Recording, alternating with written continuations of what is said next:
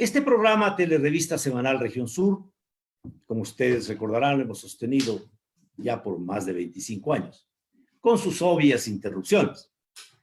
Lo estamos retomando esta noche, atendiendo la sugerencia, la iniciativa de varios amigos, compañeros, que dicen que debemos aprovechar las experiencias que contamos para participar en el diálogo político a fin de encontrar formas de aunar esfuerzos en función de objetivos comunes con visión de largo plazo. Ese es nuestro afán. Este programa no es para estar a favor de este gobierno, en contra de este gobierno, a favor de esta persona, en contra de esta persona. Ese no es el tema. El tema es la patria, es el Ecuador. Es ver la manera de encontrar soluciones, de encontrar salidas que sean viables, catalizar voluntades en función de objetivos comunes.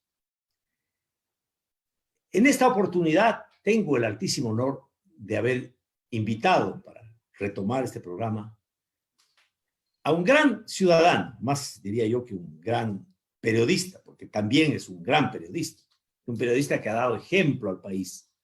Cuando en diciembre del año 2017 quisieron decirle que tenía que manipular la información en determinado sentido, él les dijo: muchas gracias, yo soy periodista y no estoy para esto. Y inmediatamente presentó su renuncia, un acto tan honroso.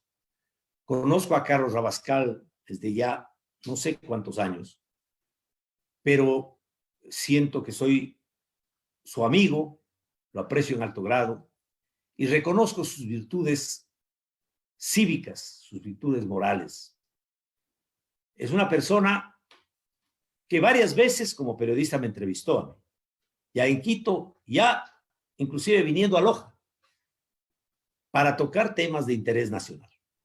Y recuerdo que el tema que más le motivaba a él es uno de los temas que a mí también me motiva inmensamente de toda una vida, que es la convicción de que no hay equidad económico-social posible en un país si no se tiene primero equidad territorial. La equidad territorial es la base.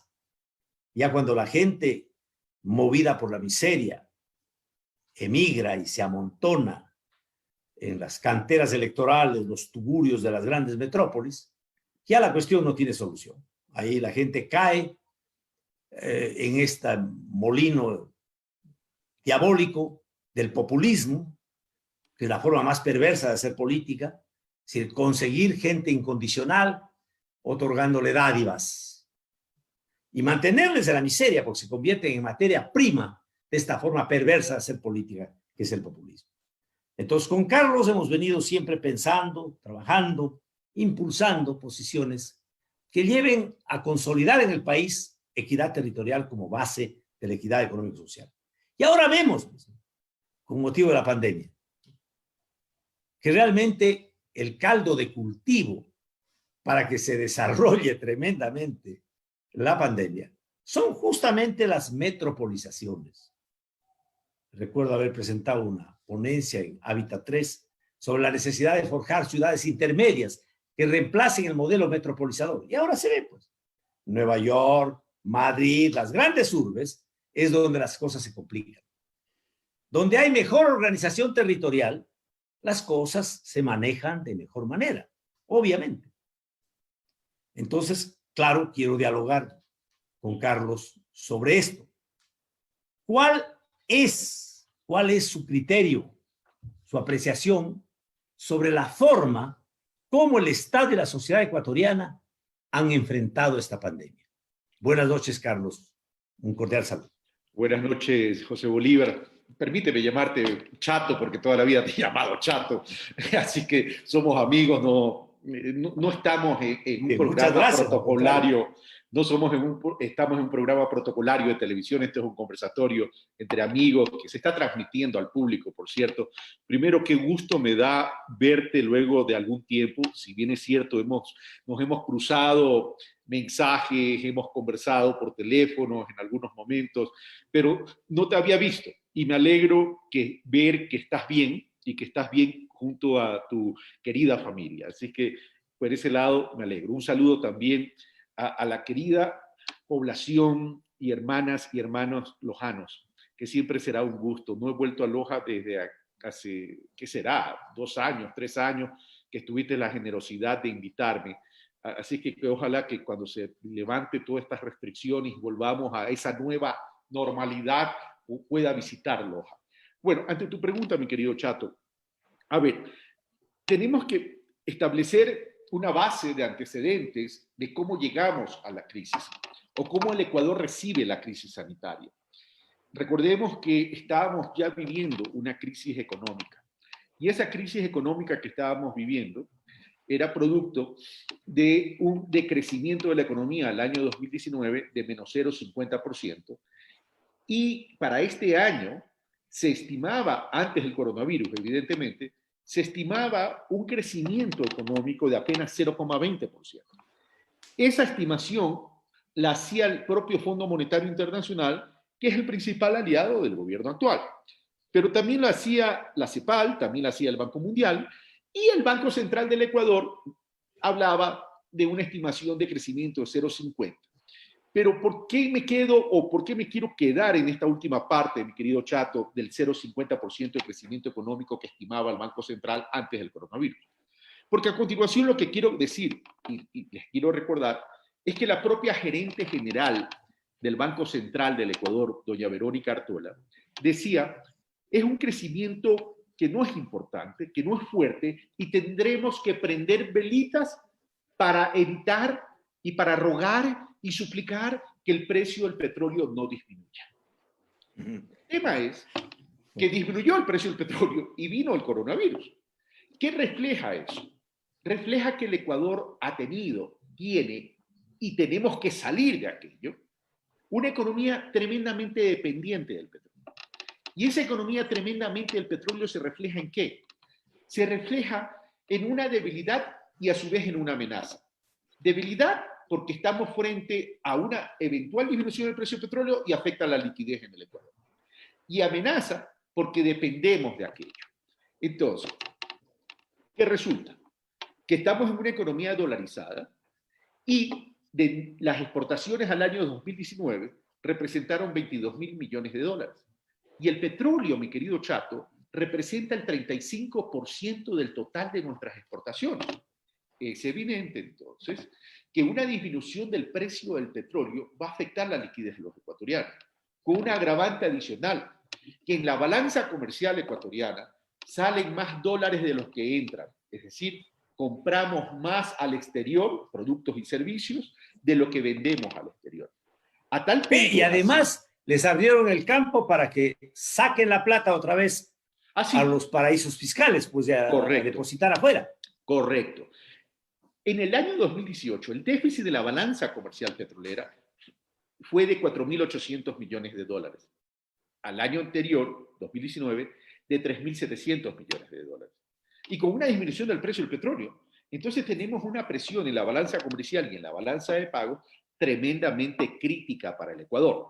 Y lo que tú acabas de decir, entonces, si es que el Ecuador recibe así la crisis sanitaria, ¿qué era lo lógico que tenía que hacer el Ecuador frente a una crisis sanitaria que ya es humanitaria, que es a nivel mundial, donde se rompen toda la cadena de producción y toda la cadena de pago? Primero, si no tengo los recursos y si no tengo la liquidez, tengo que buscar. ¿Y cómo los busco? Estableciendo prioridad, mi querido Chato. Y la prioridad es suspender temporalmente el pago de la deuda externa. No es que no querramos pagar, es que no podemos pagar y tenemos que liberar esos recursos, o teníamos que liberar esos recursos. Un poco lo que ha dicho Alberto Fernández en Argentina, ¿verdad? Un poco y bastante lo que ha dicho Alberto Fernández, que lo ha manejado bien en la Argentina, pero adicionalmente lo ha dicho los países miembros del G20 y del G7. Pero este gobierno va en contravía, pues, mi querido Chato. Se pagó 324 millones en marzo, que ahora resulta que no son 324, sino que son 700. Manda una comunicación a los tenedores de los bonos 2020, que a la hora del té son Paul Pachac, ¿y qué le dice? No puedo pagar los 811 millones que me toca pagar entre el mes de marzo y el mes de julio, por tanto, permíteme diferirlo al mes de agosto. Es decir, mantiene la intención de pagar.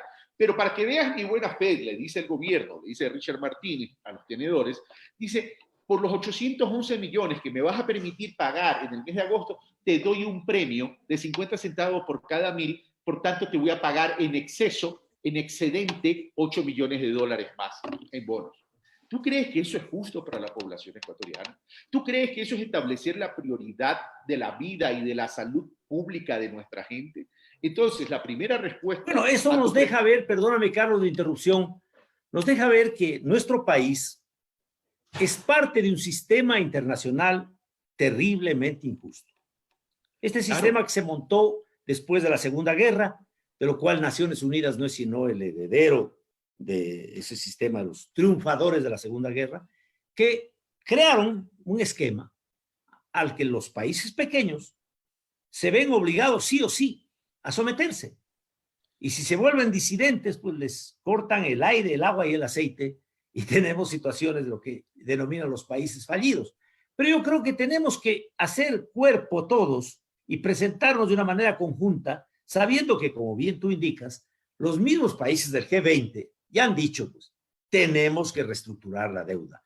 Y es el momento de plantear a América Latina, como lo ha dicho Alberto Fernández, una posición de una manera conjunta y decir, bueno, señores, esta deuda deriva de una estructura de intercambio que es absolutamente inequitativa y hasta no poder dar una nueva estructura al sistema comercial mundial, al sistema económico mundial, pues tenemos que reestructurar esta deuda. Mira, mi querido, esta crisis que ha reflejado varias cosas, tanto a nivel local como a nivel regional y evidentemente a nivel mundial. Y lo que ha reflejado primero es una cruda desigualdad en el mundo, y más aún en los países emergentes, y más aún en un país como el Ecuador. Entonces, no se ha aplicado históricamente, salvo los 10 años del gobierno anterior que entró en un proceso con un modelo de desarrollo distinto, que lamentablemente por temas de la política y por temas de las discusiones de la polarización no nos hemos centrado en el gran debate sobre cuál es el modelo que tenemos que seguir, si el modelo corporativo del capital financiero especulativo o el modelo de desarrollo social basado en una economía solidaria a través de la distribución y redistribución de los recursos. Entonces, partimos de una crudeza de la desigualdad. Y esa crudeza de la desigualdad hace que los países a nivel de la región sean egoístas. Entonces, nunca funcionó la integración regional. Pero adicionalmente, a nivel del Ecuador, nunca funcionó el objetivo fundamental de cualquier nación que se precie, que quiere encarrilarse hacia el desarrollo, que es hacíamos concurso de ver quién es más servil, ¿no? Correcto. Porque el que es más servil tiene premio, más o menos, puede conseguir más inversiones. Ese era el concurso al que nos habíamos sometido. Pero aparte de este tema de las inversiones, Chato, esas inversiones que no han servido para erradicar la inequidad y la pobreza. Sí, aquí mucho se habla, es que aquí no llega la inversión extranjera directa, pero si tú revisas históricamente la inversión extranjera directa y los comparas con países que son mucho más grandes como Colombia y Perú, esa inversión extranjera directa no tiene incidencia ni en el empleo, no tiene incidencia ni en la disminución de la inequidad y no tiene incidencia en la disminución de la pobreza. A la inversión extranjera directa a un país como el Ecuador, lo único que le interesa es llegar para manejar los macroproyectos. Es decir, actividad especulativa, fundamentalmente. Correcto. Actividad especulativa. Correcto, y fundamentalmente en el sector de hidrocarburos, en el sector de hidrocarburos o a lo mejor telecomunicaciones, etcétera, etcétera. Pero no tiene una alta generadora de trabajo. Pero nunca inversión que signifique dar valor agregado y creación, por tanto, de fuentes sustentables de mano de obra. Partamos entonces de esa economía dependiente o de la vida del Ecuador dependiente del sector petrolero. Ya no podemos seguir en ese modelo. No digo que dejemos al petróleo bajo tierra, porque lo necesitamos cuando esté en mejores condiciones.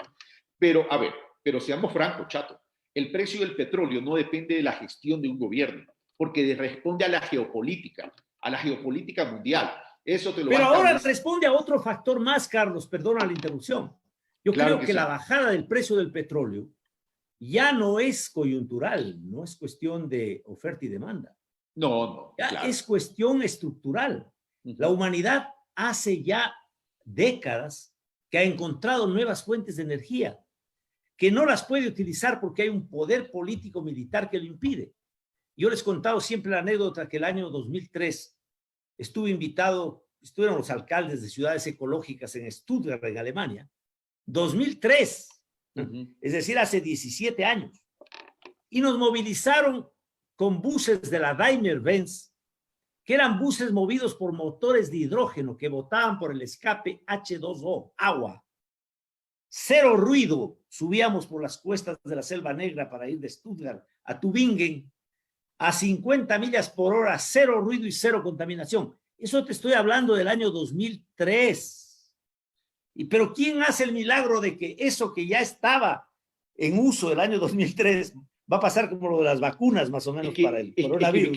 Es que, mi querido Chato, eso te da la pauta que en el Ecuador no visualizamos ni visibilizamos al país en un horizonte de tiempo. Porque las planificaciones que hacemos en el Ecuador son coyunturales. Y nos pasamos de coyuntura en coyuntura. Lo que tú dices, es decir, hay países que están mucho más avanzados que nosotros. Y nosotros seguimos queriendo estar en una zona de confort viviendo del petróleo. Cuando tenemos que establecer una economía interna, una economía real, no petrolera, que rescate la ruralidad, que rescate el sector agropecuario, ¿verdad?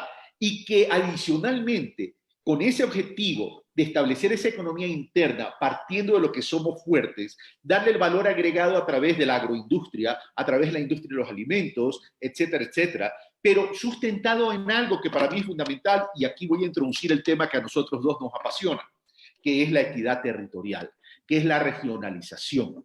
Y eso es importante, porque vamos a tener que entender que el desarrollo es la sumatoria de los desarrollos locales y territoriales, pero mientras no incentivemos los desarrollos locales y territoriales, difícilmente vamos a tener un verdadero desarrollo nacional en términos de redistribución de la riqueza, en términos de redistribución de los recursos. Es por eso que hay provincias, y sobre todo el sector agropecuario, el sector del campo ecuatoriano, está envejeciéndose, porque están buscando que nuevas, como en ausencia de oportunidades en sus tierras de orígenes, en sus territorios, ¿se van a dónde? Principalmente a Guayaquil y Quito. Entonces están en estas ciudades de metrópolis, llamemos así. Entonces ahí no las van a encontrar... canteras electorales. Correcto. ¿Qué es lo que van a encontrar ahí? Es más pobreza. No van a tener vida digna. Entonces, mientras nosotros no desconcentremos el desarrollo del país, y mientras sigamos viviendo en ese hipercentralismo, no vamos a salir adelante. Tenemos que trabajar en la regionalización del país, pero con verdaderas autonomías, evidentemente al amparo de un solo Estado. ¿Autonomías en qué? Primero, una verdadera planificación. O sea, tenemos que rescatar la planificación. Autonomía financiera, porque no puedes tener, no te puedo transferir competencias si no te mando pues el Kushki, no te doy los recursos. Autonomía legislativa para establecer normas y políticas a nivel territorial, a nivel regional, ¿verdad? Y adicionalmente que se asuma cada región la política educativa y la política de salud pública en esa región. De esa manera, si trabajamos puntualmente en la regionalización del Estado, que lamentablemente, no lamentablemente, la Constitución de la República lo incluye, pero de una forma tímida. No hubo la voluntad política ni la decisión política de... Yo diría mañosa y contradictoria. Lo hemos conversado contigo, Chato. En la constituyente de Montecristi, el artículo 242 pusieron claramente que el Ecuador se organiza en regiones, provincias, cantones, pero acto seguido, en el artículo 243, ya confundieron regionalización con la creación de mancomunidades, ya con toda la mala intención. Y más abajito, ya pusieron que las regiones solo podrán formarse por voluntad de las prefecturas, de los consejos provinciales, que se van a hacer el harakiri para dar paso a la autoridad. ¿Sabes cuánto las prefecturas van a aceptar eso? Nunca. Jamás, pues, jamás. Es decir, el Corchito con Acosta se dieron modos para meterle la contra por debajo, es decir, huyeron para adelante. Entonces dijeron, no, las regiones no se van a formar a dedo. No es una cuestión histórica, ancestral, que el país la tenía antes de que el Ecuador sea Ecuador. No, sino que las provincias verán con quién se quieren casar. Entonces sí. Nadie se quiere casar con pobre, pues. Mira todo el mundo se quiere casar con rico. Mira que en términos de desarrollo, hay dos tareas pendientes. En términos de desarrollo, voy a hablar claro, en términos de desarrollo, hay dos temas pendientes del gobierno anterior. Un tema pendiente es el sector rural. Y el otro tema pendiente es una verdadera descentralización a través de la equidad territorial. Así es. La equidad es una asignatura pendiente. Yo lo he dicho y además, de manera frontal. Si tú ves los países que han alcanzado el desarrollo, ¿se sostienen en qué? En la equidad territorial. Es que no estamos entendiendo el concepto y el beneficio de la equidad territorial como incidencia del desarrollo de un país. Eso es lo peor. Ahí está el tema de Alemania, por ejemplo. Alemania es un país con una equidad, yo no diría perfecta, pero bastante avanzada. Y fíjate cómo ha enfrentado esta emergencia. Porque tenía una estructura territorial adecuada el país. Claro, en todos los aspectos. Pero ¿por qué además, pues mi querido Chato, ahora que estamos conversando sobre este tema? Porque esa equidad territorial, ¿qué te va a permitir? Te va a permitir, primero, disminuir inequidad, disminuir pobreza, ojalá eliminarla en algún momento, pero también construir cultura política, también construir cultura ciudadana. Entonces, esos pueblos van a alcanzar una madurez política, una madurez ciudadana, una madurez de convivencia en comunidad que te permite enfrentar y afrontar este tipo de problemas. ¿Por qué? Porque vas a estar preparado como cultura, como conciencia, como empoderamiento ciudadano. Y a eso tenemos que llegar. No todo es dinero. El dinero es importante, pero casualmente para poder construir esto que estamos hablando. Y sobre esa base tenemos que hacer. Entonces, ¿qué es lo que ha pasado en el Ecuador?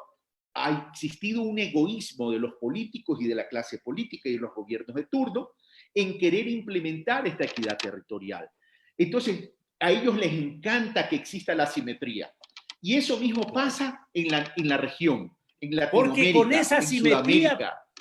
Porque con esa asimetría, Carlos, les funciona esta forma perversa de hacer política, que es el clientelismo político. Y eso es lo que Entonces ellos cambiar. crean en provincias lugartenencias. Y aquí hay gente, aquí en Loja hay gente que funciona políticamente en base a las lugartenencias.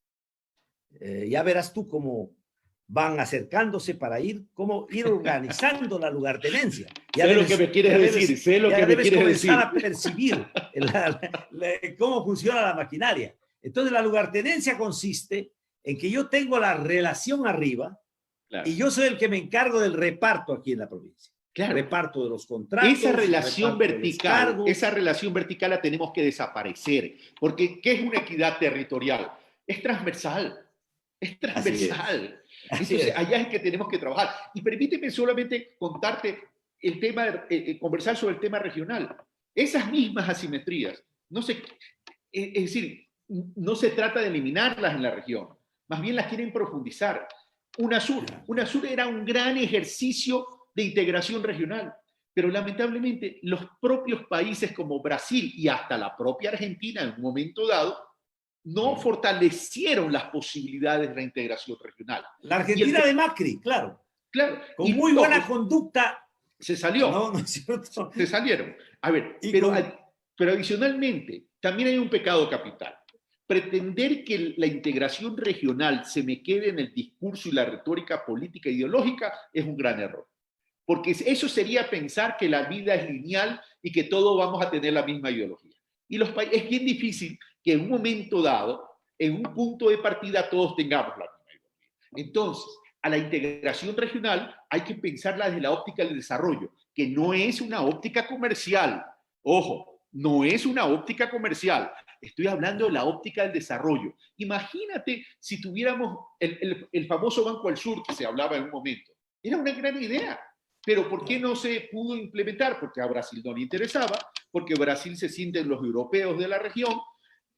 Son la lugartenencia del poder mundial, de este poder perverso.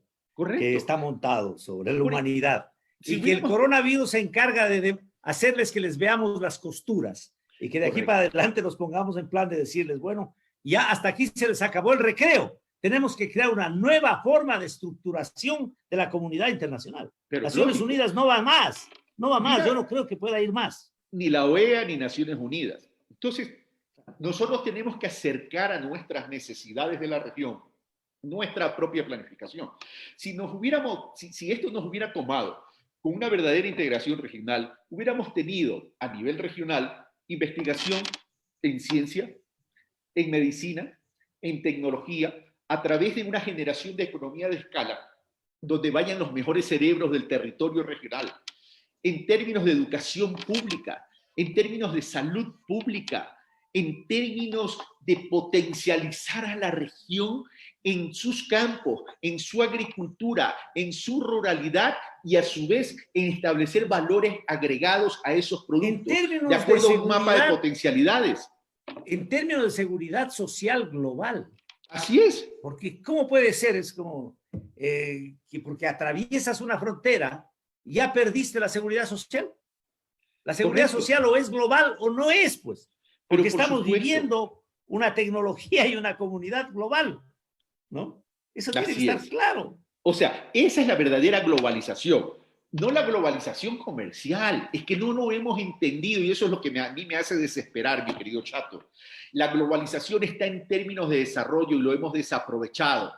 Querido Chato, ya tú y yo ya somos personas que estamos en las rectas finales, si se quiere. Y lamentablemente seguimos viviendo desde que éramos chicos los mismos problemas de toda la vida. Y no entendemos que si queremos cambiar la coyuntura, tenemos que trabajar en la estructura de nuestras naciones. Pero no hemos pasado a ser bomberos, ni tú ni yo. Mantenemos siempre una actitud rebelde frente al sistema y buscando la manera de cómo articular fuerzas para cambiar esta situación. Lo hemos hecho cada uno en su rol, tú desde la actividad política, yo lo hice desde el periodismo en su momento, y ahora que estoy incursionando en la política, lo estoy haciendo desde el rol político. Y muy bien, voy a descansar. Gracias, Chato, querido. Y no voy a descansar hasta lograrlo. Exacto, muy bien, ese es el tema. No hay por qué bajar la guardia, ¿no? Aunque nos digan que estamos un poco fuera del tiesto, que hacemos, que la cosa no funciona así, que hay que ponerse de acuerdo siempre con los que siempre han mandado. No, señor, tenemos que buscar la manera, aunque nos revoquen el mandato, armen la trifulca como les dé la gana, pero aquí nos mantenemos, ¿no? Y te lo revoqué, ese es otro tema que hay que trabajar, ¿no? De ese español, del Partido Comunista Español, que se llama Resistiré.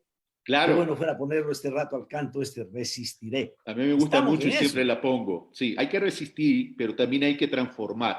A ver, ¿qué es ser líder? ¿O qué es tener liderazgo? Es movilizar y transformar. Y a eso quiero llegar yo. A establecer liderazgos territoriales. Porque esa majadería que el gobernador de una provincia no tenga ni voz ni voto, que es simplemente una figura decorativa, no me interesa. A mí lo que me interesa es tener verdaderos líderes en cada uno de los territorios para que movilicen y transformen y que exista una articulación entre la ciudadanía, entre los distintos sectores de la ciudadanía, ¿verdad? Y la autoridad, para que nazca desde la base la planificación de cada uno de los territorios. Exacto. Que quede bien determinado, perdóname, aquí quiero citar un poquito. Tienes la Constitución. Ah, este tu libro, sí, claro. Me lo regalaste con dedicatoria y todo, por cierto. Lo tengo en mi biblioteca de la oficina. Un gabinete sector regional. No se trata de tener ministerios sectoriales, pero también ministerios regionales que articulan en cada región la acción del Estado central en ese territorio. Y así podemos ahorrar recursos. Porque yo me permito, mi querido Carlos, aprovechando de esta estimulante presencia tuya, cuando hablamos de las medidas emergentes humanitarias y las medidas estructurales a mediano y largo plazo, yo diría, ya teníamos un déficit de 5,000 millones con petróleo de 60 y sin pandemia. Este rato el déficit sobrepasa probablemente los 15,000 millones. Entonces la pregunta es, ¿de dónde sacar la plata? Mira, medidas emergentes y medidas de carácter estructural. Y yo me permito sugerir que sí hay dónde sacar la plata sin cargarse sobre la gente pobre. Pero precisamente para sacar la plata descentralización y regionalización desconcentrada, gabinete sectorregional. No hace falta sino 7 ministros sectoriales y 7 ministros territoriales o regionales, donde se determine con claridad a quién le corresponde hacer qué y con qué. Volver a sostener la eliminación de la contratación colectiva en el sector público. Hay un excesivo proteccionismo, un gremialismo absurdo que lo somete al Estado a la condición de una empresa que estaría haciendo ganancias y que tiene que repartir ganancias.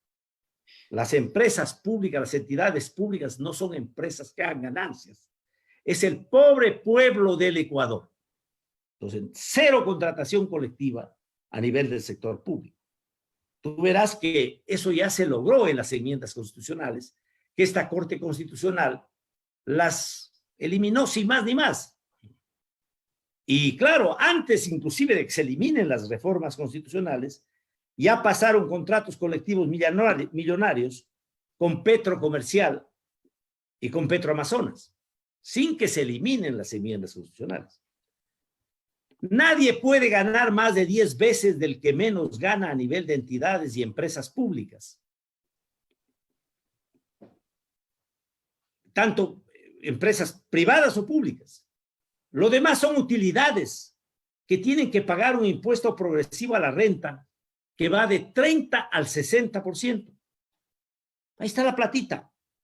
El Estado no tiene por qué gastar un centavo en publicidad.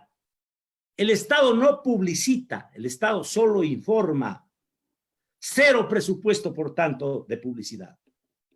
Porque sumado lo que gastan anualmente los municipios, prefecturas y el aparato gubernamental central, sobrepasa los 650 millones. Qué vergüenza, ¿no? Bajar el número de diputados a 1 por cada provincia más 1 por cada 400,000 habitantes. Hay que suprimir los asambleístas nacionales e internacionales. Todo eso es un aparataje que no tiene mayor sentido. Cero aporte del Estado a movimientos y partidos políticos. Los partidos y movimientos políticos no pisan el umbral del Estado, pertenecen a la sociedad y sirven solo para canalizar opinión pública hacia la toma de decisiones electorales o plebiscitarias. Supresión de esa serie de consejos, defensorías y una serie de entidades que solo sirven para exhortar, entre comillas. Sugieren, ya que no tienen ninguna capacidad real de acción, esas benditas cuarta y quinta función del Estado, en la forma que fue concebido en Montecristi. Eliminar la sistemática evasión tributaria, que significa más de 6,000 millones de dólares al año. Reformas serias al sistema de intermediación financiera. Las tasas activas no pueden ser de más del doble de las tasas pasivas. Anclar la tasa activa en la tasa pasiva. El seguro social, como lo manda el artículo 369 de la Constitución, solo opera como seguro y no como empresa que otorga y administra servicios. El asegurado, que son todos, porque es universal el seguro, no hay seguro para campesinos y seguro para urbanos, seguro para mujeres y seguro para hombres, seguro universal. El asegurado escoge libremente quién debe otorgarle a presos auditados los servicios que están protegidos. Suprimir subsidios que no estén clara y seguramente focalizados. Este jueguito de los subsidios es perverso en nuestro país. Nuevo sistema de contratación pública, como tú lo denominabas esta mañana, me pareció muy bien el día de ayer. Cabildos solo perciben dietas por sesión ordinaria efectuada y no un pago de un sueldo para que estén dedicados a la politiquería permanente de unir minorías, porque ahora con la fórmula de Webster, que la pasaron por debajo del papayo, como se dice, esta fórmula de Webster hará que la unión de minorías forme mayorías que forman bloques para impedir la acción de quien recibe del pueblo el mandato de cuidar el bien común general. Mire, aquí tenemos medidas que probablemente produzcan mucho más de los 10,000 millones de dólares. Aquí están. Pero eso significa un cambio en la estructura del poder político. Sí, perdona la interrupción. No, tranquilo, habría que analizar todo lo que has mencionado. En algunas estoy de acuerdo, en otras no estoy de acuerdo. Sinceramente, tendríamos que hablarlo y discutirlo. Pero en este momento que estamos atravesando una crisis, solamente voy a dejar una idea boteando para después ir al tema económico de cómo pudiésemos atender la crisis. El tema que quiero dejar boteando es que también hay, dentro de todo este tema de regionalización, en el tema de descentralización, tenemos que comenzar a repensar las ciudades. Tenemos que comenzar a repensar la construcción de ciudades. Lo dejo ahí para después retomarlo. Ahora, para salir de la crisis en este momento, porque ya estamos enfrentando un problema serio a nivel mundial, como te digo, se rompió la cadena de pagos, se rompió la cadena de producción y en el Ecuador igual, ¿verdad? Entonces, primero tenemos que aplicar un plan de contención, para luego aplicar un plan de reactivación. ¿Plan de contención para qué? Para atender la crisis sanitaria que tiene incidencia en el empleo y en la producción. Entonces, lo primero es suspender el pago de la deuda externa. ¿Sí? Esos 811 millones de dólares, no hay que pagarlos. Hay que reestructurar la deuda, sí, evidentemente, pero esos 800 millones de dólares los necesitamos. Pero si adicionalmente a eso sabemos que somos un país dolarizado y que entre enero y abril se han ido 1.700 millones de dólares que no responden a transacciones de comercio exterior, están atentando contra la dolarización por todo lo que hemos dicho del déficit de la balanza comercial, la disminución del precio del petróleo. Pero, ¿qué tenemos que hacer ahí entonces? Una política y estrategia de control de capital, que lo estoy diciendo apenas comenzó la crisis, lo estoy diciendo desde fines del mes de febrero. ¿Ya? Ahora, primer punto. Segundo punto, establecer una política de salvaguardia arancelaria sobre 375 partidas, con lo cual pudiésemos recaudar 400 millones de dólares. 800 más 400, 1.200. Solo ahí, 1.200 millones. Y adicionalmente, aquí sí establecer la solidaridad en términos de impuestos, que los que más tienen en términos de patrimonio aporten a los que menos tienen. ¿En qué sentido? Si hay 270 grupos económicos cuyo patrimonio va por encima de $1 millón y solamente multiplicamos $1 millón por 270, grupos económicos son 43.000 millones de dólares. Al 1% son 435 millones de dólares. Ahí, entre el 1.200 millones que tenemos, más los 435 millones que tenemos, ya tendríamos 1.600 millones de dólares. Acceder a la banca multilateral, que no tiene nada que ver con los bonos. Ellos tranquilamente nos pueden dar 3.000 millones de dólares. Tendríamos 4.600 millones de dólares. Y adicionalmente, una decisión que tiene que ser decisión política. Pero primero, para tomar una decisión política, y tú que eres político, se requiere de voluntad política. Decirle a la gente, vamos a tener que recobrar al Banco Central del Ecuador. Y ese Banco Central del Ecuador hay que liberarlo para que pueda dar crédito interno y establecer un mecanismo de sobregiro sobre reservas fraccionarias para que pueda darle crédito al gobierno nacional y a los gobiernos autónomos descentralizados para activar la economía. Tranquilamente pudiésemos llevar a 10.000 millones de dólares, con lo cual podemos establecer un plan de contención. ¿Para qué y con qué fin? Uno, la crisis sanitaria, evidentemente, es decir, fortalecer la salud pública, fortalecer la educación, que va en contravía de lo que ha hecho este gobierno, bajar 98 millones de dólares a las universidades. Pero por otro lado, ese dinero, ¿qué nos permitiría? Nos permitiría, señor, decir con voluntad y decisión política, aquí nadie despida a nadie.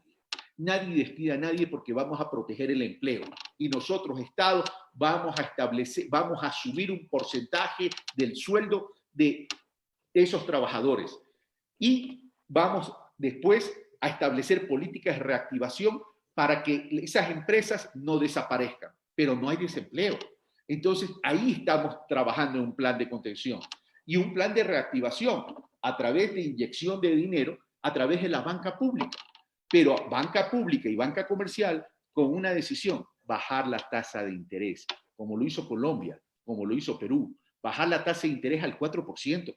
No puede ser que en plena crisis y en una economía dolarizada estemos cobrando 13, 14, 15, 16, 17, 18%. Tienes experiencia bancaria. ¿Qué te parece esta alternativa que siempre le he venido proponiendo?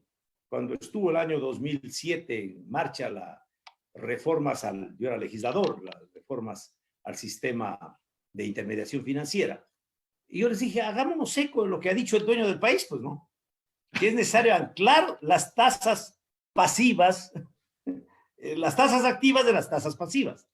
Tanto le paga el banco al que ahorra, tanto puede cobrar cuando le presta dinero, ¿no? Porque ahora lo que vemos es que te pagan miserias por lo que tú ahorras. Pero te cobran una barbaridad. Y te cobran lo que les da la gana. Sé que han llegado porque no solo te cobran por la tasa activa, te cobran por todos los costos y comisiones de servicio. Exactamente. O sea, los bancos han estado haciendo utilidades en un país quebrado. Pero además no hemos sabido entender en el país qué es un banco, qué es el sistema financiero. El banco no es otra cosa que un utilitario. ¿Qué significa un utilitario? Significa que se convierte en una herramienta y un facilitador para. Pero ¿quiénes la hacen intermediación? La inversión? Correcto. ¿Quiénes hacen la verdadera inversión de riesgo? Los productores. Los que toman su plata e invierten en una actividad económica de riesgo. ¿Qué significa una actividad económica de riesgo? Que pueden ganar o perder. Pero acá los que están bien son los bancos. Los gerentes la de los banca bancos, nunca pierde, pues, ¿no? La banca correcto. Nunca pierde. Entonces, el patrón nunca pierde. Claro, y además ganan utilidades con plata ajena, que es lo peor. Entonces, eso tenemos que comenzar a regularizar. Y tenemos que abrir las fronteras para que venga banca internacional y que presione adicionalmente. Pero yo, en este momento, si fuera presidente de la República, les hago bajar las tasas de interés. Y otro tema, como está en riesgo la dolarización, y salir de la dolarización sería algo apocalíptico y catastrófico, tengo que proteger la producción nacional, porque proteger la producción nacional es proteger el empleo, y el empleo es de nuestra gente, ¿verdad? ¿Qué establecería yo? Un IVA diferenciado para favorecer la producción nacional y establecer un IVA más alto para los productos importados. Porque tenemos que entender que si comienzan a invadirnos los productos importados, nos vamos a sacar la dolarización y eso va a ser catastrófico. Y este gobierno nacional, en este momento de esta crisis, está negociando un acuerdo comercial con México como parte del acuerdo comercial con la Alianza del Pacífico. Eso sería una barbaridad, porque en estos momentos no estamos, ni antes estábamos en condiciones, peor hoy vamos a estar en condiciones, y esto no tiene que ver con proteccionismo, con un proteccionismo a ultranza, tiene que ver con subsistencia.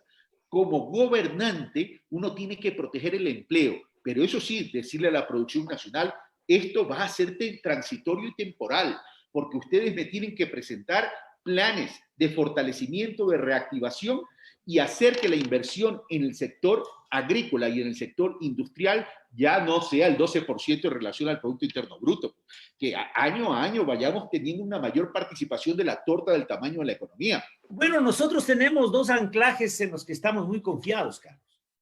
El uno es el petróleo.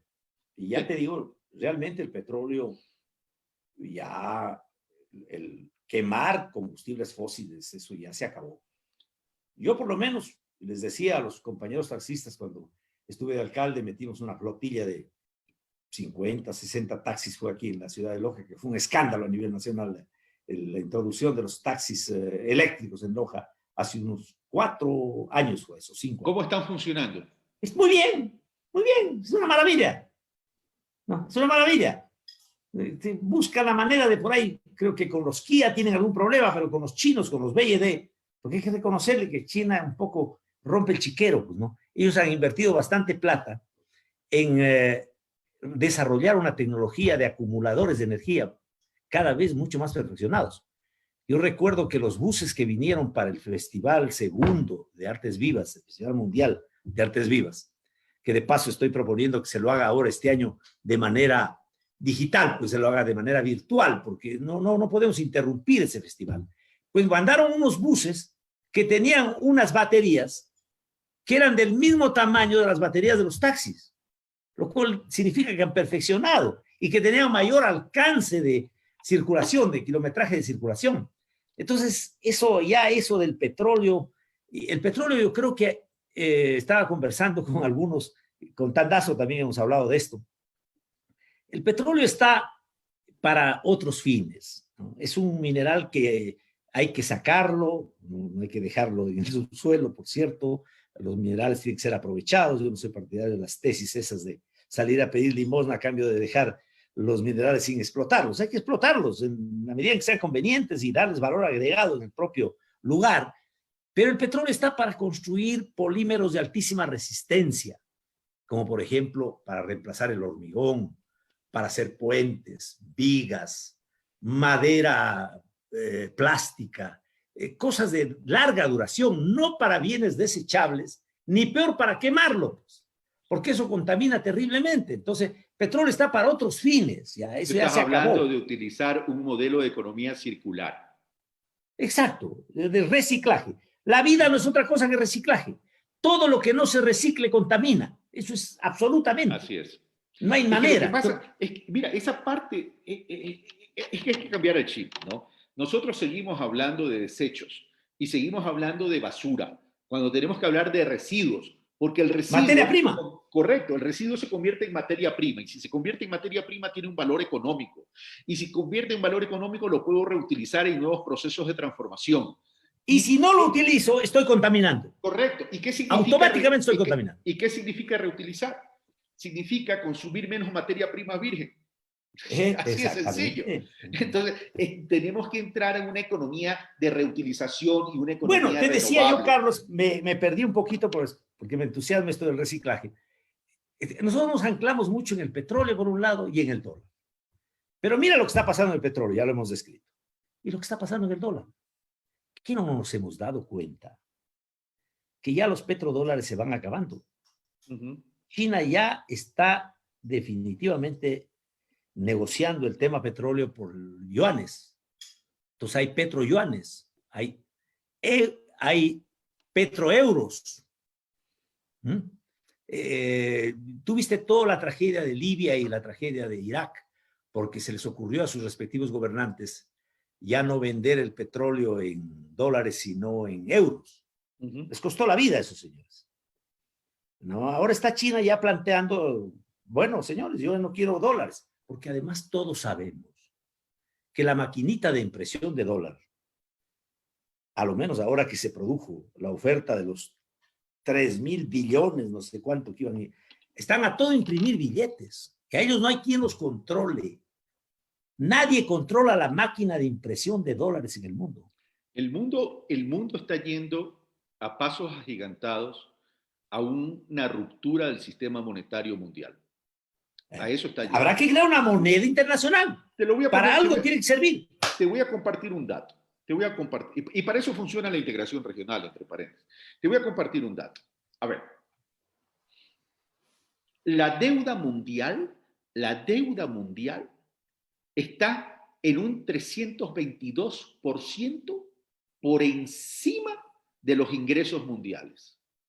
Entonces, tenemos esa... Lo que a nosotros nos prohibía que nos pasemos del 40% del PIB.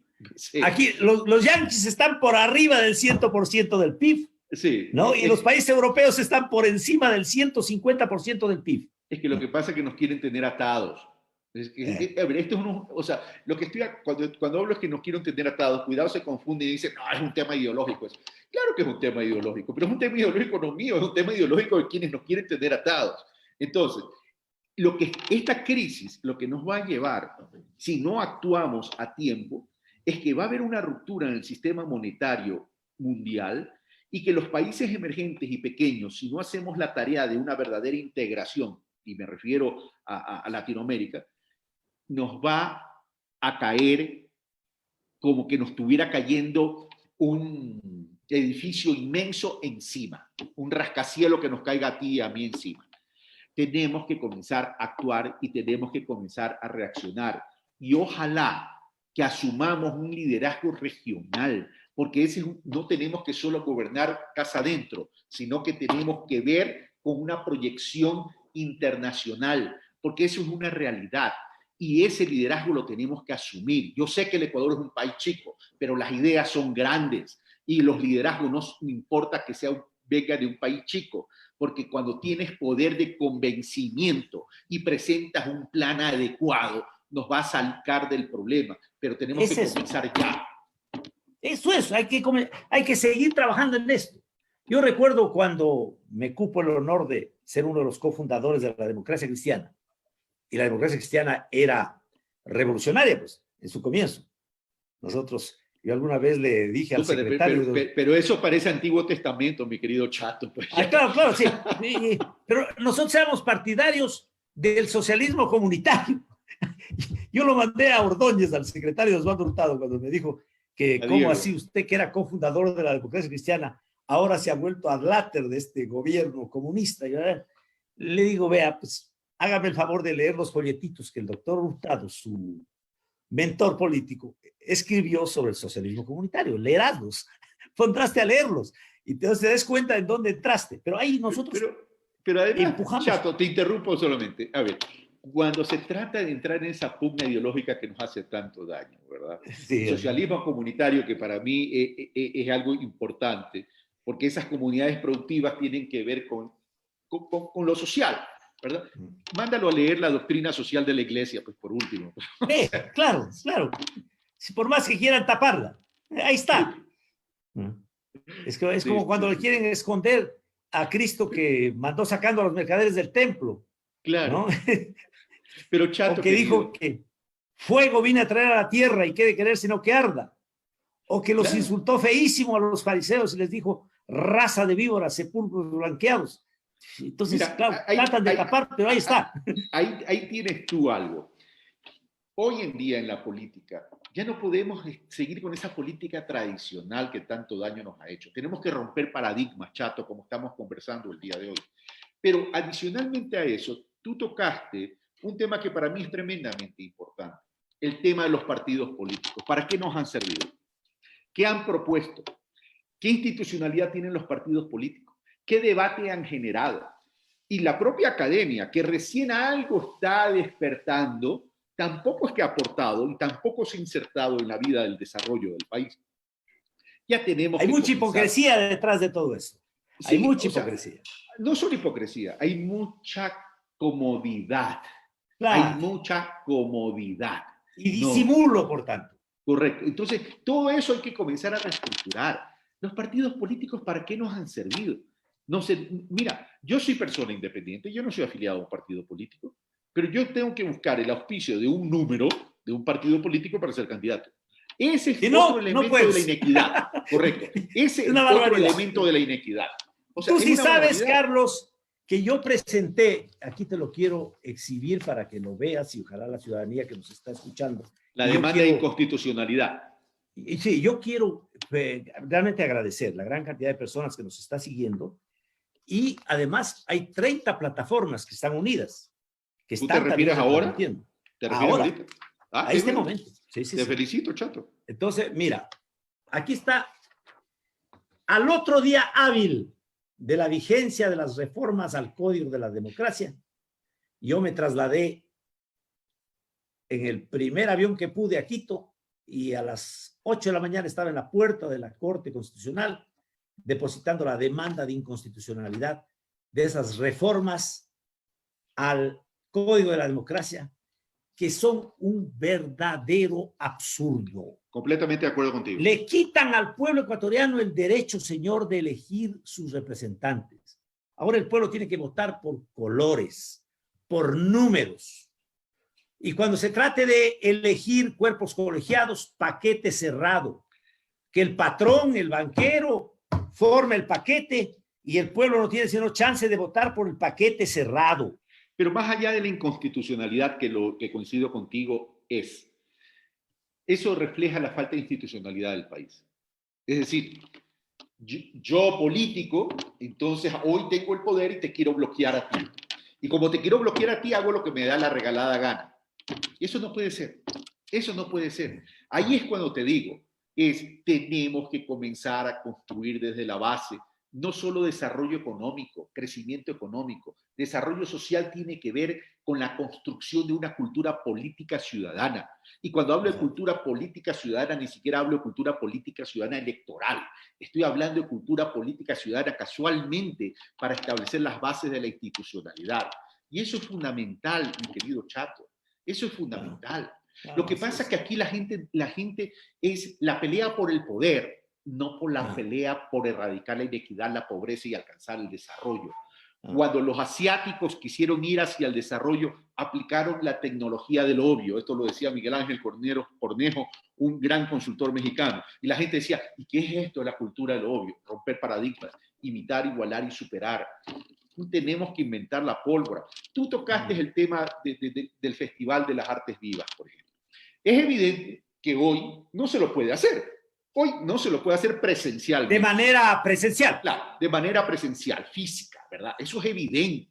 Pero, por favor, si uno tiene el liderazgo y tiene la creatividad, habla con todas estas escuelas de arte en el mundo que vinieron en años anteriores y les dicen, señores, quisiéramos invocar y convocarlos a la solidaridad con el Ecuador y con Loja, que los recibió, que hizo. ¿Por qué ustedes no armamos un plan estratégico para mantener este festival de arte? Y ustedes nos mandan de forma virtual, lo transmitimos cada uno en cada escuela o cada taller para poderlo motivar. Y eso puede ser incluso una proyección al mundo que lo coloque a Loja internacionalmente como un referente del arte. Pero falta ¿Cuánto liderazgo? Te agradezco, Carlitos? ¿Cuánto te agradezco tus palabras en esto? Porque te digo, aquí la mezquindad política, el egoísmo, ha hecho que he venido planteando. El festival no se lo puede interrumpir. Por ahí alguna autoridad salió feliz a decir que se lo interrumpe, se lo suspende. Mira, Chato, es que el problema, en vez de construir sobre lo construido, queremos destruir lo construido. Y esa es la estupidez de la política ecuatoriana. Fíjate lo que nos pasó. Tú recuerdas muy bien el temita este de la carretera de 4 carriles de Loja. La del aeropuerto. Al aeropuerto. ¿Te acuerdas bien? Cuando yo reclamaba, tú estabas de periodista, yo estuve en una entrevista contigo sobre eso. Creo que te pregunté sobre eso. Sobre eso fue. El presidente Correa me había acabado de decir, cuando yo estuve en la entrevista contigo en el canal, yo me reuní con el presidente Correa me dijo textualmente, alcalde, yo no puedo con el terremoto de Manabí poner estos recursos. Por tanto, lo que voy a hacer, porque ya estábamos en febrero del año 2017 y en mayo terminaba el periodo, es hacer lo mismo que hizo el Estado ecuatoriano con el municipio de Quito. Delegarle la competencia para que en virtud del artículo 273 de la Constitución y el 192 del COTAD, cualquiera que llegue a ser gobierno, ¿no?, tenga la obligación constitucional, se supone que la Constitución es más obligatoria que el Fondo Monetario Internacional, ¿no?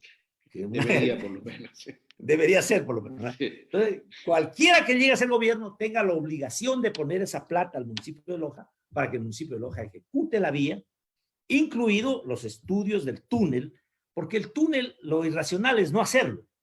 Nos ahorra 13 kilómetros de camino de Loja a Catamayo y nos permite además, como tiene inclinación de este a oeste, dotarle a la ciudad de Catamayo, que es una ciudad ya muy de cerca de 50,000 habitantes, dotarle del agua potable que no la tiene.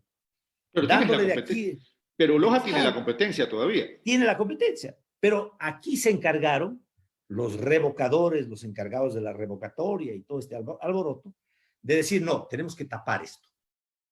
Y decir que ya no existe el tal convenio de delegación de competencia. Entonces lo hicieron que un subsecretario, porque claro, el ministro Granda no se atrevió a firmar eso, ¿no?, pero puso a un subsecretario para que firme, ¿no?, el que decía que da por terminado el convenio. ¿Has visto vos que un subsecretario pueda dar por terminado un convenio suscrito entre el Estado ecuatoriano y el municipio de Loja, delegándole una competencia que es irreversible, como manda la propia Constitución? Pues taparon todo eso. Si ese subsecretario no está ejerciendo el ministerio en ese momento por encargo, no tiene la competencia, no tiene la autoridad para hacerlo. Pero además no tiene la autoridad por el propio convenio de transferencia, pues. Claro. Porque el convenio tiene la cláusula 7ª que dice cómo se puede dar por terminado el convenio. Y es por cumplimiento del objetivo o porque el municipio incumple la delegación de la competencia entregada. Está especificado, pero ¿cómo puede cumplir el municipio la delegación entregada si no le dan los recursos cuando la propia Constitución dice que transferida o delegada una competencia tiene que automáticamente ponerse los recursos que cubren esa competencia delegada? ¿Y cuándo le quitaron la competencia? ¿Antes de esta crisis? Antes de esta crisis. Primero hubo aquí un escándalo en Loja, salieron heroicamente a defender los 4 carriles, pero nadie se atrevía a exigir la vigencia de ese convenio que tú lo conoces muy bien, que se dio en febrero del año 2017 para la construcción de la vía de 4 carriles de Loja a Catamayo, incluidos los estudios para ello. Nadie quiso tocar eso. Mira, la prensa tapó porque la prensa aquí es prensa remunerada en su generalidad, con excepciones carísimas. Aunque yo te puedo decir, porque tú que has sido periodista, un radiodifusor lojano me dijo, cuando yo le exigía que me permite ejercer derecho de réplica todas las barbaridades que lanzaban contra mí, en un linchamiento mediático que tú lo conoces. Conversábamos con Sandra Correa, me decía, esto que te han hecho a ti es hasta peor de lo que me han hecho a mí. Es una barbaridad, ¿no? Todo lo que han hecho. Entonces el radiodifusor me decía, verás, Chato, yo no te puedo dar derecho de réplica, porque a mí me contratan en combo. Entonces le digo, ¿en qué consiste el combo? Consiste en que no solo yo tengo que alabarlo al señor prefecto, que es el que me paga la propaganda, y decir que está muy bien todo lo que él hace, o alabarlo al señor alcalde, sino que además tengo que yo no permitirte a ti contestar nada y no permitirte hablar. Ese es el contrato en combo.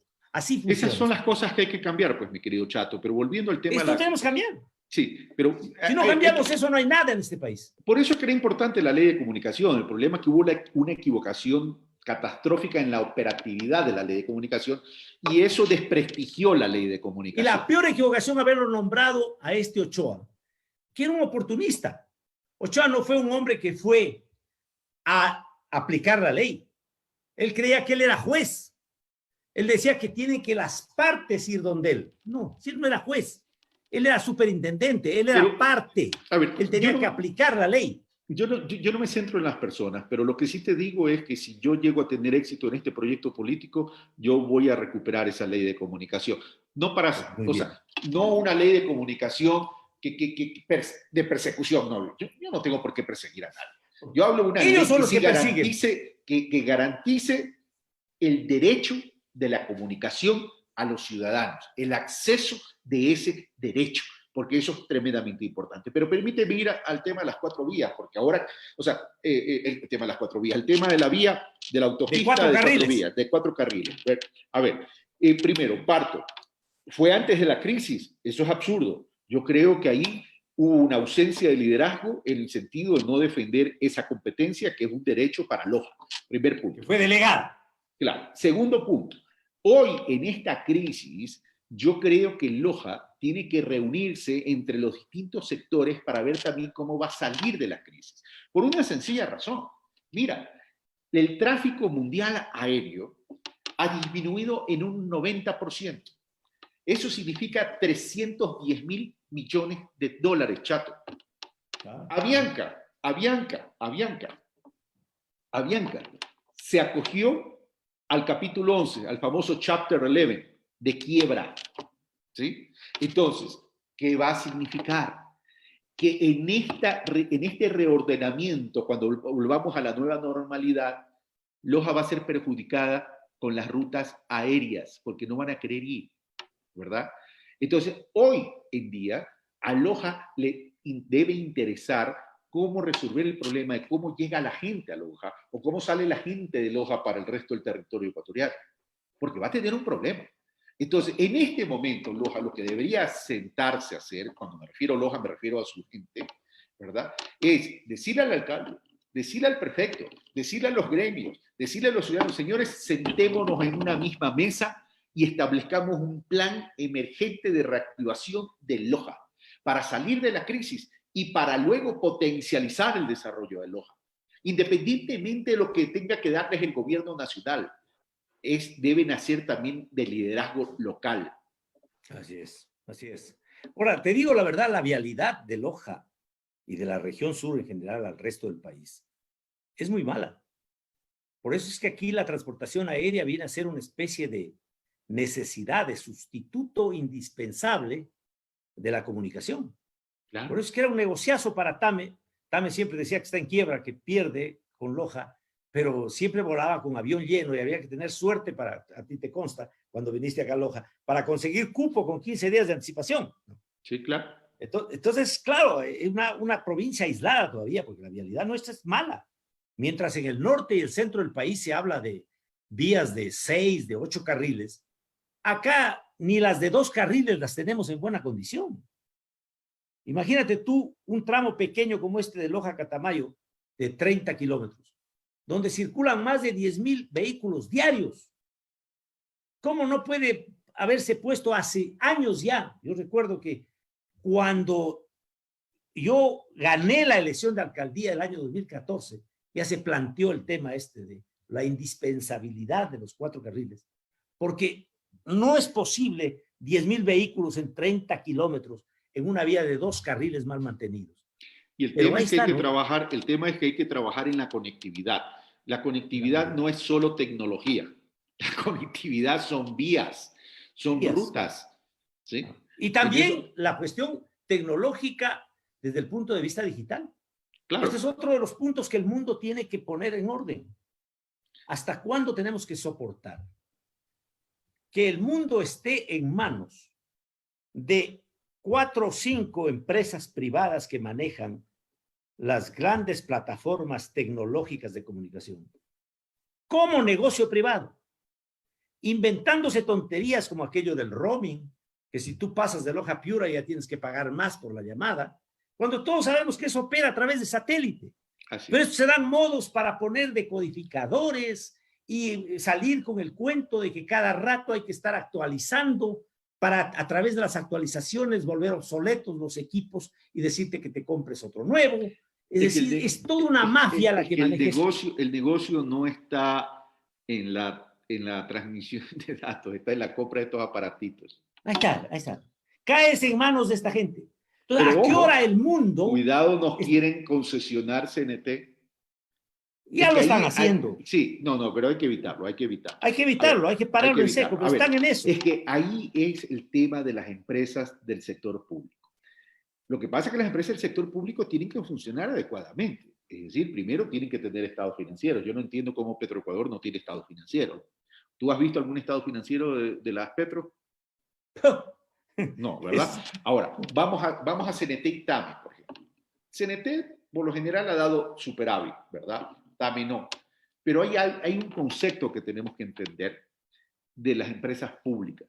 Son empresas públicas, si bien es cierto, públicas, como su nombre lo indica, son sociales. ¿Dónde están?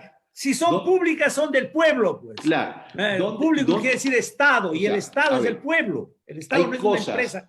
Hay cosas que tiene que garantizar una empresa pública. Es que los servicios les lleguen a todos. Claro, por ejemplo, para eso existen, pues. Ya. TAME ha sido mal manejada, es verdad. ¿TAME hay que venderla? No hay que venderla. Primero, que nadie te la va a comprar.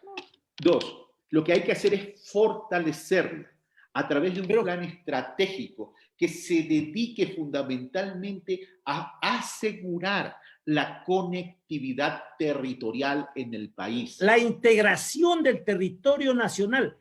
Pero estos señores se avisparon con el tema de la modernización. Recordarás vos en la época de Baguat, cuando estaba en el famoso centro de planificación, el Negro Paz, hablaban pues de la modernización, la ley de modernización. Entonces, ahí ellos dijeron, nosotros... Pero eso era un subsidiario, pues, compañero. Yo peleé duro con ellos. A mí me expulsaron. Tengo el altísimo honor de que me expulsaron de ahí. Pero usted yo luché frontalmente todos lados. Yo luché frontalmente contra eso. Sí. Yo no me acomodé a eso. Entonces, recuerdo muy bien que comenzaron con el tema de que ya no es transporte aéreo militar ecuatoriano. Eso de ser militar, eso estaba feo.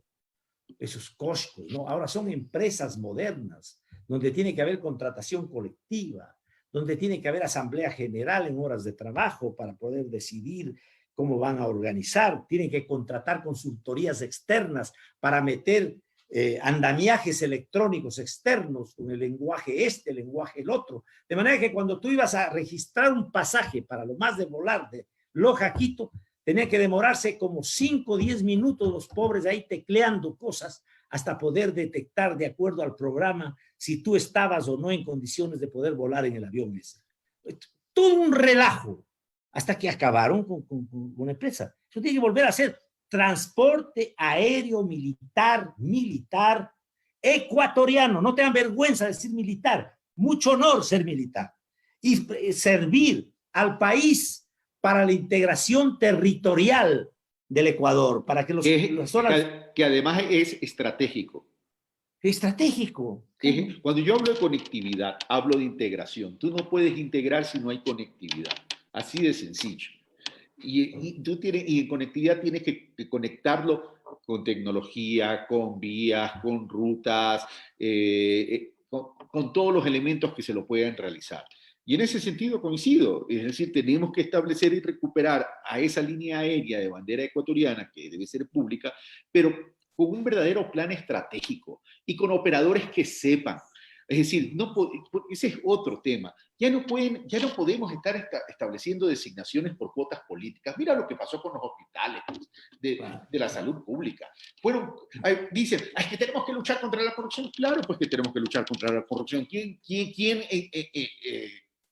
Pero la mayor corrupción es ponerlo al Estado al servicio del capitoste político que le asegura unos 4 o 5 votos en el Congreso al señor que necesita tener mayoría en el Congreso. ¿Para qué quiere tener mayoría? El Congreso necesita dedicarse a lo suyo. En Colombia a eso le llaman mermelada, ¿sí? Entonces, le dan la mermelada, pero ¿qué va a hacer pues esa cuota política a esos hospitales? Que va a establecer una gestión verdadera. No, pues si ya estamos viendo los resultados pues, en las compras públicas. Pero por favor, o sea, no podemos permitir que nuestra infraestructura de salud pública, que tiene que ver con un derecho fundamental de la ciudadanía, se nos haya convertido en las aduanas de los 70, de los 80 y de los 90.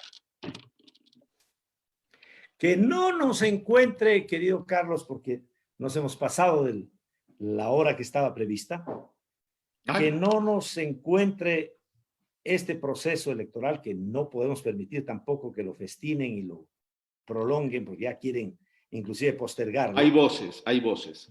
Están ya en eso, claro. Eso ahí es una mafia que lo que dicen en los canales de televisión no es lo que por debajo pacta. Hay que tener mucho cuidado. Entonces, que no nos encuentre a los que hemos luchado toda una vida por la equidad, por la justicia, que no nos encuentre a los progresistas desunidos. Que nos yo he planteado la unificación. ¿No? Unidos. Que nos encuentre unidos. Que podamos...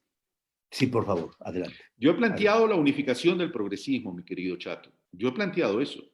Es decir, sí, yo estoy de precandidato a la presidencia, pero yo no soy de aquellos que ponen mi nombre como condición exclusiva como para llegar a esa unificación. Si es otra persona, que lo sea, que lo sea. Lo único que yo pido es que sea un proceso transparente y que esa persona responda realmente a la tendencia, que tenga un recorrido de pensamiento, de verbalización y de acción. Y eso es importante. Me parece muy importante, Carlos, exigir a la Corte Constitucional que no se pasen de vivos. Correcto.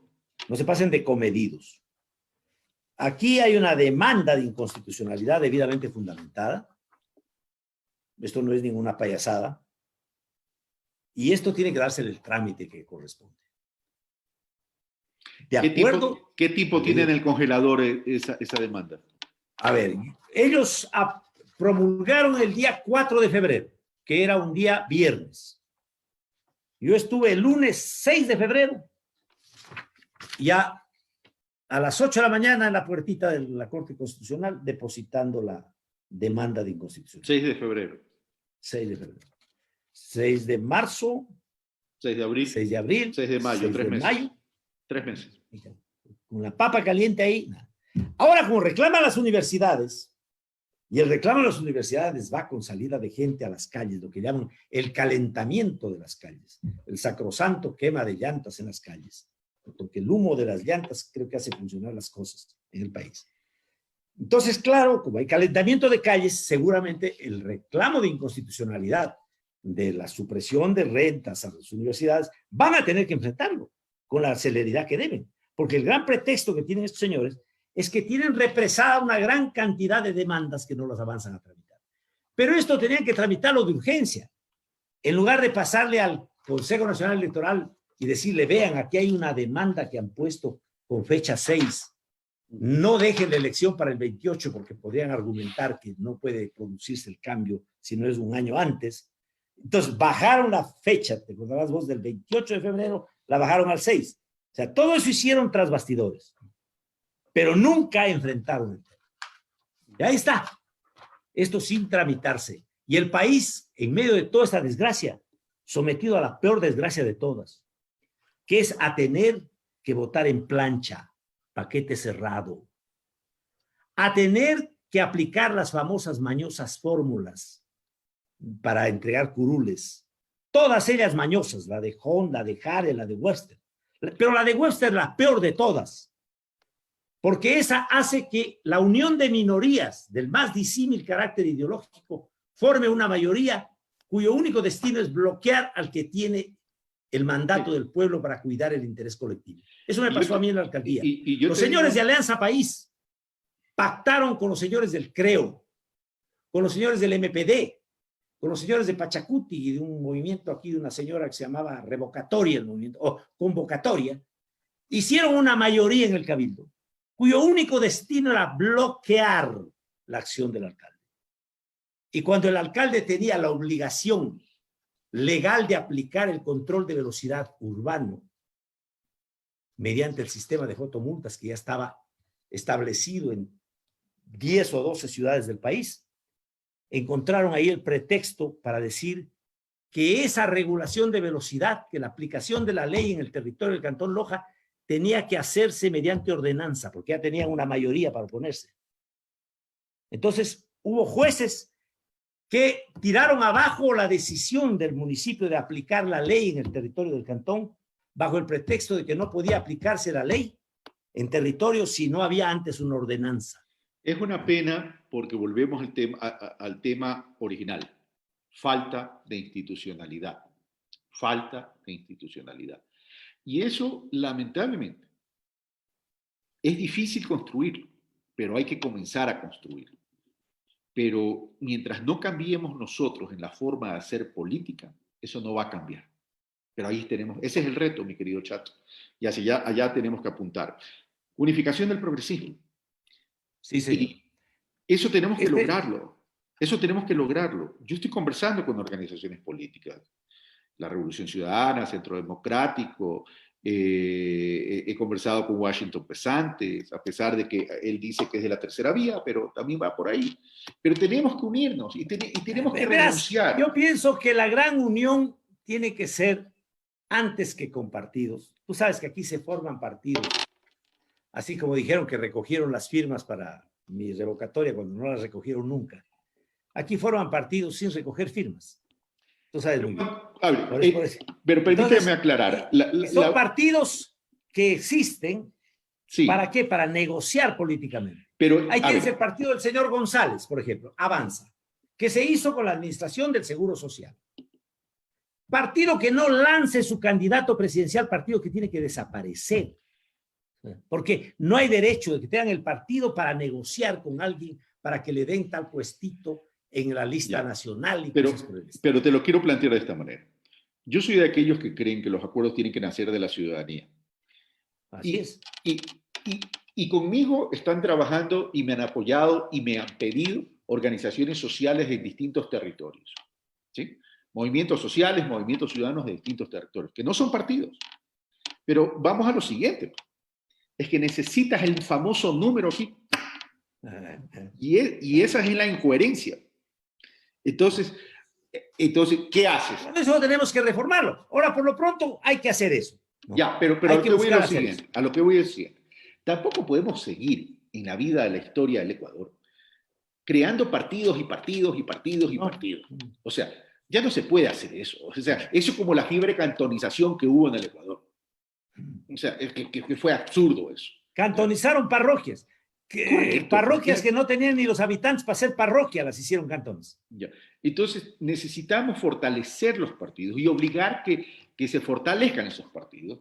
Pero lo primero que tienen que hacer los partidos, y eso hay que obligarlos, es que cuando ya no se rasguen las vestiduras hablando de democracia ecuatoriana, cuando ni siquiera respetan la democracia interna de las organizaciones políticas. Ese es el tema. Es el tema. Porque, claro, todo el mundo habla de democracia, ¿no? Todo el mundo dice, únanse, pero únanse alrededor mío, ¿no? Entonces, si ya la unión es alrededor de otro, ya no funciona, pues, ¿no? Claro. Entonces, tenemos que realmente hacer un esfuerzo muy grande, yo creo, Carlos, para poder generar una tendencia y cumplir, por cierto, porque hay que arar con los bueyes que hay, las regulaciones legales existentes, porque si no, no podemos participar, pero tenemos que participar para darle al Ecuador una alternativa que permita, como tú muy bien lo has apreciado y lo has dicho, seguir construyendo sobre lo construido. No se trata de que llegue alguien al poder para desbaratar lo que ha estado haciendo otro. Así es. Hay que corregir lo que hay que corregir, enmendar lo que hay que enmendar, pero hay que ponerla una escalera sobre la otra para alcanzar más altura. Porque si se la pone al lado de la otra, no se alcanza más altura. Construir sobre lo construido es seguir creciendo. Es seguir creciendo. Pero la connotación del crecer tiene que contemplar que tiene un objetivo, el desarrollo. Y tenemos que entender como desarrollo la construcción de una sociedad de bienestar con justicia social, que tiene que ver con equidad, y aquí separo y complemento equidad territorial e inclusión laboral y económica. Si no, no vamos a alcanzar. Sobre esas bases tenemos que construir los modelos. Sobre esa base tenemos que aplicar las políticas públicas. Pero aquí en el Ecuador hacemos todo al revés. Es decir, queremos hacer la ley en vez, cuando la ley se tiene que derivar de la política pública, de la política de Estado. Y esas políticas de Estado deben trascender a cualquier gobierno turno, sea de cualquier ideología. O sea, ya tenemos que alcanzar esa madurez política. Porque si seguimos en esta pelea mezquina, en esta pelea absurda, no nos estamos creando problemas nosotros mismos. Y nunca vamos a alcanzar ese desarrollo. Y estamos jugando con la vida de la gente. Estamos jugando con la vida de los jóvenes. Estamos jugando con la vida de las mujeres. Estamos jugando con la vida de los adultos. Estamos jugando con la vida de las micro, pequeñas y medianas empresas, que tiene que ser el futuro del país. No, jugando con el país, seguir en la misma. Pues que nos sirva todas estas experiencias que hemos tenido, todas estas duras situaciones que hemos enfrentado. Tú lo has hecho en tu campo, yo lo he hecho en el mío. Que nos sirva para realmente hacer un esfuerzo de unidad que nos permita catalizar fuerzas progresistas en el Ecuador, que le den una alternativa al país, que no sea seguir en la misma situación de utilización del poder público como instrumento para ponerlo al servicio de los que más influyen. El poder público no está para servir a los que más influyen, sino está para navegar justamente contracorriente, es decir, para servir a los que menos influyen, para generar justicia social, inclusión, bien común general. La peor de las corrupciones es ponerlo al Estado al servicio de los intereses de los que más presionan, de los que más gritan, de los que más chantajean, de los que más poder económico tienen. Sí, correcto. Y no solo poder económico, poder político también. Claro, se deriva de ahí. Porque el gran cambio que tenemos que suscitar, además, mi querido Carlos, es que hay que reformar el Código de la Democracia.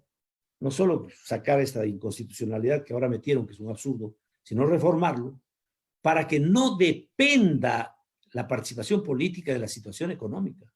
Yo he venido planteando permanentemente, desde que fui por primera vez diputado, recuerdo yo que presentamos un proyecto de ley tú habrás estado de estudiante entonces, el periodo de Febres Cordero, para que se prohíba la propaganda de alcohol, cigarrillo y drogas, recordarás vos, que lo aprobó el Congreso, que inclusive el Papa de ese entonces con el cuerpo de obispos del Ecuador recomendó su aprobación, y yo creí que el gol estaba metido adentro, porque Febres Cordero hasta comulgó cuando llegó el Papa, pero lo vetaron, no, lo vetaron. ¿Qué decíamos ahí? Que convocado un proceso electoral, todos los medios de comunicación colectiva tienen que poner a órdenes de la autoridad electoral un 25% de sus espacios, para que los candidatos en esos espacios equitativamente distribuidos a nivel nacional o local exhiban el resumen de hoja de vida de sus candidatos y su propuesta programática. Y no haya campaña con marketing electoral, donde se anuncian candidatos como marca de cigarrillos. Que fume Marlboro y usted será marketing mejor. Político, eslogan. Cero marketing político. Pan, techo y empleo. Nada de eso. Aquí simplemente el Estado es el que presenta las candidaturas, ¿no? Debidamente inscritas, tal como se pensaba hacer para la elección del Consejo de Estado, que después le dieron el carácter de Consejo de Participación y Control Social y que derivó en la barbaridad en que fue una ridiculez. Ahora, ¿no? Una ridiculez. Eso tiene que ser cambiado, pero una elección donde los ciudadanos, como tú, que por ejemplo en este momento has tomado la decisión de participar, ¿no? Perfecto, yo te encomio tu actitud, ¿no? Muchos de los ciudadanos ecuatorianos queremos tener la oportunidad de entregar nuestro aporte al país como mejor lo podamos hacer. Y tú lo haces y estás en tu derecho y yo te felicito. Pero entonces tú no puedes estar dependiendo de que te reúnas con los banqueros para que financien la campaña, como le financiaron a Maguad, para que después metan aguja y quieran sacar barreta del Estado ecuatoriano. Así no puede ser. Entonces, simplemente no hay campaña. Hay el 25% de todos los espacios que los distribuye la autoridad electoral para difundir la hoja de vida de los candidatos, su programa, y la ciudadanía en voto digital. Porque ya tenemos que modernizarnos en esto. Sí. Ya debidamente. Pero en estas elecciones sería un riesgo. Ahorita es un riesgo. Porque además tiene la humanidad superar esta barbaridad. Sí. Pero hay otra cosa. Aquí, y algo que fue bueno, es la obligatoriedad del debate, como concepto. Eso sí. El tema es que lo van a hacer mal, y te aseguro que lo van a hacer mal. Claro, lo van a hacer mal. Mira tú en Colombia, en las payasadas de siempre, cómo establecen los debates, que da gusto verlo. En España. Yo los vi a los debates donde participó Fernández y Macri. Claro, te digo la verdad, la prensa de una manera se da modos para manipular las cosas. A mí me daba terror de que seguramente iba a ganar de nuevo Macri, porque claro, le acomodaban la situación, ¿no? Y a Fernández lo colocaban contra la pared. Pero el pueblo argentino ya tiene su madurez también para irse por arriba de eso, porque hasta eso lo manipulan. Yo recuerdo el debate para la presidencia del Perú entre Kuczynski y la señora Fujimori. Fujimori, Keiko. ¿Cómo manipularon eso terriblemente, ¿no? Sí. Entonces, todo eso tenemos que ir superando. Y el problema digital del mundo, la comunicación, ya no puede eso ser un negocio privado. La comunicación tiene que ser un servicio público global, ¿no? Garantizar la simplicidad y la estandarización. Ya basta de que cuando tú entras en Facebook y pasas a Twitter o pasas a Instagram o ves a la otra plataforma, tienes que inscribirte, tienes que dar datos, tienes que poner claves. Yo ya no me avanzo a acordar de tantas claves que tengo que poner para cada una de las plataformas. Esto es un infierno. Creado, ¿por qué? Por el negociado descarado que hacen estos señores dueños de todas estas plataformas. Y hablamos de que ahora las escuelas, las universidades y los colegios van a ser digitales. ¿Quién maneja ese pandemonio? Ese pandemonio de los lenguajes electrónicos y todas las mañoserías y los descodificadores y todas las claves que tienen que moverse. Eso tiene que estandarizarse, simplificarse y dársele absoluta seguridad a toda la humanidad, porque ahora tiene que haber un gobierno mundial, si no, ¿cómo manejamos esto? Si la tecnología se ha desarrollado de tal manera que o hay un gobierno mundial que cuide el interés colectivo por arriba de estos intereses, de estos negociantes de la tecnología moderna, o estamos esclavizados. Esa es la situación. Sí, y en algunos aspectos, ¿no? Yo creo que en muchos de los aspectos tenemos sociedades donde hay esclavos financieros. Ya. Cuidado con eso, que eso sería peor todavía. Chato, querido, creo que hemos terminado, ¿o no? Sí, hemos terminado, porque ya llegamos, nos pasamos las media 10. hora. No hemos pasado media hora. Espero que no haya decrecido el número, no he detectado bien de las personas que la nos estaban última siguiendo. parte seguramente en todo caso, sí. yo agradezco muchísimo esta respuesta tan positiva de la gente y sobre todo las diversas plataformas que se han integrado. Son más de 30 plataformas que se han integrado. Qué bueno. Eso nos da una posibilidad de tener un acceso bastante importante. Vamos a seguir manteniendo este programa todos los domingos, no de 8:30 a 9:30. Ahora con Carlos nos hemos pasado media hora, pedimos mil disculpas. Y un abrazo, Carlos, y ojalá pronto podamos vernos aquí en Loja. Por supuesto, tengo que ir a Loja. Visitaré Guayaquil. Y he dicho que si yo tengo éxito en este recorrido político y llego a ser presidente de la República, voy a gobernar desde los territorios. Porque si estoy hablando de regionalización, la voy a construir con los territorios. Pero también tiene que haber un gabinete sector regional. Es decir, los territorios tienen que estar en la cúspide también. No solo la cúspide en el territorio, sino el territorio en la cúspide, para que el presidente reciba una información no solo sectorial, sino una información territorial. No solo qué pasa en educación, qué pasa en salud, sino que qué pasa en la región sur, qué pasa en la región norte, en la región Afro-Chipchocayapa, qué pasa en la región Quitucara, la región 2, qué pasa en la región 3, la región Puruá, Cotopaxi, Tungurahua, Chimborazo, Pastaza, qué pasa en la región Huancavilca, Santa Elena, Guayaquil, Los Ríos, Bolívar, ¿no? Chato querido, ya no voy a hablar porque te estoy dando combustible y nos quedamos hasta medianoche y ya no nos va a ver nadie. Hasta medianoche en esto. Pero esto del gabinete sector regional, no te olvidarás, porque es necesario también que el territorio esté presente en la cúspide. No solo que la cúspide esté en el territorio, no solo la lugartenencia, sino además la plena participación, ¿no?, del territorio en el manejo. Tenía aquí el esquema que lo quiero exhibir porque es clave que no se nos olvide esta cosa. Algunos presidentes les he planteado esto, todos se entusiasman. Recuerdo que Gustavo Noboa estaba entusiasmadísimo también de esto, pero a la final es navegar contra corriente. Descentralizar no es negocio político. La equidad no es negocio político. Es que yo no quiero negocios políticos, yo quiero desarrollo. Y voy a armar un equipo de trabajo casualmente para que arme toda la política y estrategia de la regionalización del país. Ahora, lo que es importante, ojo, no solo es la unificación del progresismo en términos de ganar la presidencia de la República, hay que tener mayoría en la Asamblea. Hay que tener mayoría en la Asamblea. No nos alcanza a ver bien, pero yo tengo libro. Pero hay que a la Asamblea hacerla que se dedique a lo suyo, sí, no al chantaje.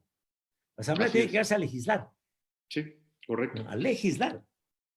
Y no al chantaje político. Lamentablemente, igual que lo que pasa con los cabildos. Pero con la fórmula de Webster vas a tener un montón de minorías. Se unen todas las minorías y forman una mayoría para bloquearlo al que reciba el mandato del pueblo de cuidar el interés colectivo. Eso es terrible, eso es la anarquía pura. Bueno, chao. Un abrazo, cuídate. Saludos por casa. Gracias. Lo mismo en tu casa, por favor, señora. Un abrazo. Gracias.